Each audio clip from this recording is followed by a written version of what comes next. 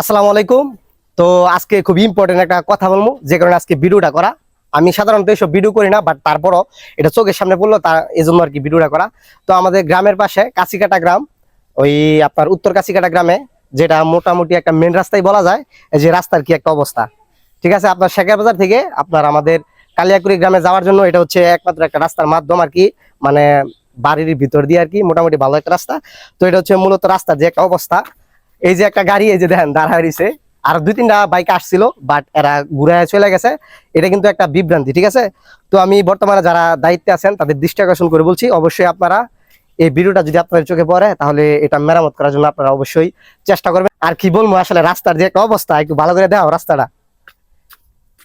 রাস্তার অবস্থাটা আসলে খুবই ভয়াবহ, ঠিক আছে, যে হাইটা যাওয়ার মতো অবস্থা নাই। পরে বাইক অটো রিক্সা তো পরেই, ঠিক আছে গাইস। তো যারা এর দায়িত্বে আছেন মানে বর্তমানে, তারা অবশ্যই, বিশেষ করে গ্রামবাসী যারা আছেন কাছিকাটা, তারা অবশ্যই এটা মেরামত করার জন্য চেষ্টা করবেন, ঠিক আছে। তো ভালো থাকেন সবাই, আল্লাহ হাফেজ, সালাম আলাইকুম।